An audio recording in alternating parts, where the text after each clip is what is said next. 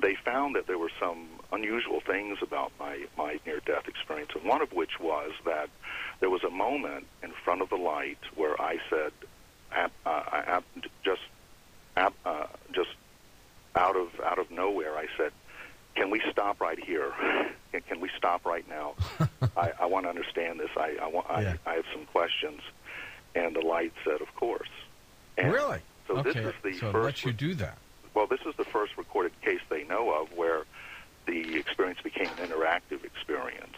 And at that moment, I realized that life is interactive, and so is your death experience. It's completely interactive. You can be someone who just gets on the train and takes the ride, or you can be interactive. And when the light said that, there was no pressure. There was no, pressure of any kind. And I had a lot of questions. And so I talked with the light, and the light was answering my questions in a way in which I understood them, me personally understood them. And I had a lot of questions about everything. And at one point, I ran out of questions. And I tell people that I live now with all of my questions answered to my satisfaction, but by no means do I know everything, because I think every one of us has our own set of unique questions to explore the universe with. But for me, all of my great questions were answered to my satisfaction and to my understanding, and it's been that way ever since. That's amazing. Are you still learning things because of that experience? Well, I didn't know this till I met PMH Atwater and Ken Ring, but I go back to the light every day. I didn't know that I'm the only one they knew that was doing this. Yeah, okay. And I've subsequently been tested, and it's been a joy to have been a guinea pig for many years.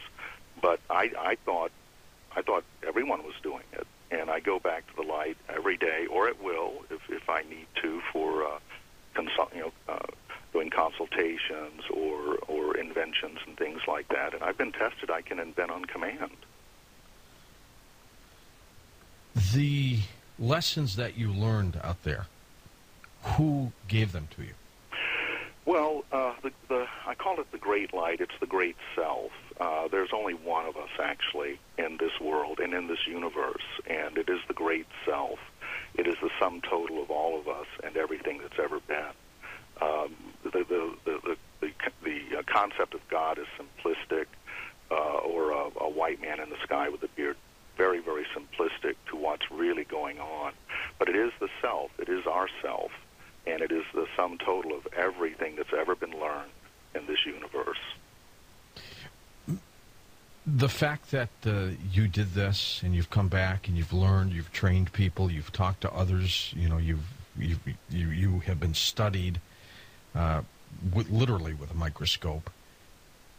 What's the biggest lesson for those of us right now on this planet, living, breathing, who are mired in everything that's been going on over the past so many years? What would you tell us all?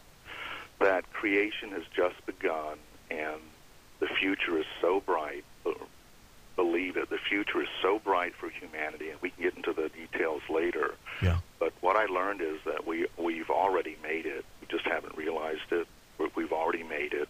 And not only is our survival and future possible, it's inevitable. Do you grasp life today? I love life, and it's kicked me in the ass a bunch of times, but I love life, and I understand the time of history that we're in, and I have a very good perspective, even with what we might call the negativities of life. And believe me, I've been kicked around as much as anybody else. Does that bother you now when you see, because you've changed, you've made this huge metamorphosis, this shift? Does it bother you when somebody comes into a room and you know they're negative, they're down on everything? Not so much, because quite often when someone's negative or being mean to you, it's not even about you, it's about their life. So if you don't take most of this personally, and also part of stress relief in the world is relieving stress in others. Sometimes a kind word will change the meanest person. Sometimes you just have to get away from them, though. By going to the other side, is it all about energy?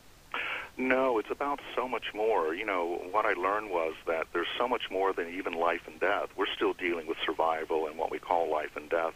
There's so much more than even life and death to discuss. What are some of the patented inventions that you brought back from the other side? Tell me about this. This is an incredible story. Well, I've been quite a prolific inventor since my near-death experience. Every time I would go to the light, I would always ask, is there something I can bring back, something tangible? You might call me a nuts and bolts channeler. Yeah. I'm not a philosopher. You know, I believe, you know, six-pack and two humans, you've got philosophy. But I always wanted to, with my gift of access to the light, I always wanted to bring back things that were tangible, testable, and so that's what I've become very good at. And so some of the inventions have been tools, toys.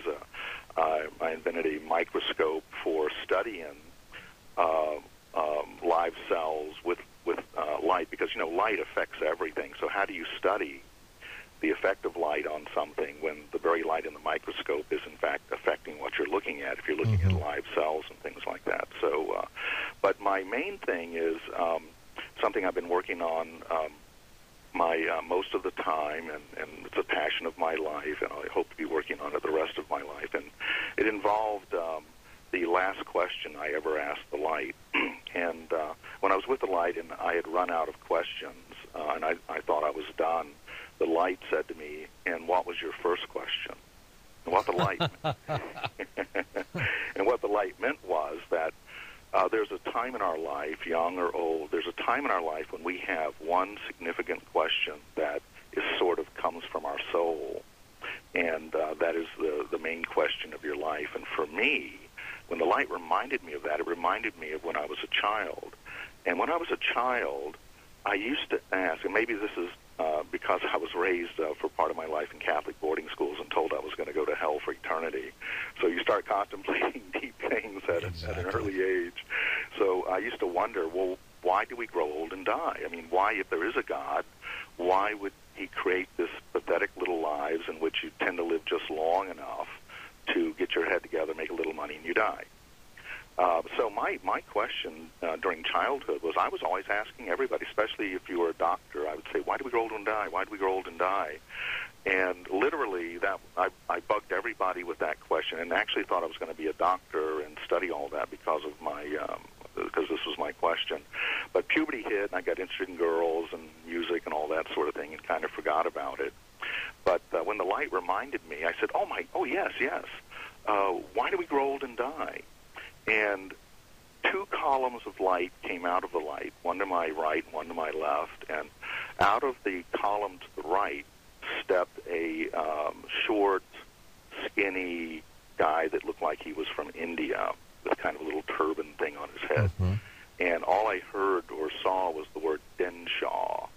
And it turned out to be Darius Denshaw, who people can look up, who was one of the pioneers of healing with light.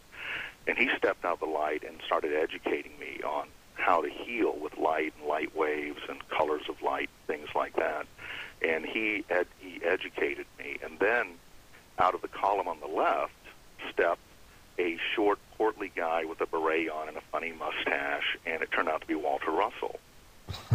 And, you know, at University of Light, who I'd never heard of these guys in my life. So, and I actually didn't know it was Walter Russel until PMH Atwater took me up to the University of Light, and I saw his photo. I went, oh, my God, then you that's knew, the guy. Yeah.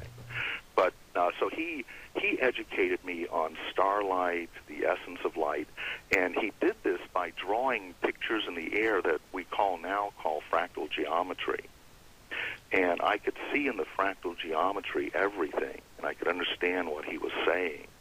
And he was educating me on the essence of life and the universe's electrons and electron transport, and just educated me on the essence of life and regeneration. And just as stars can regenerate, we can regenerate. And we do that to a certain point because we are made of light at our core.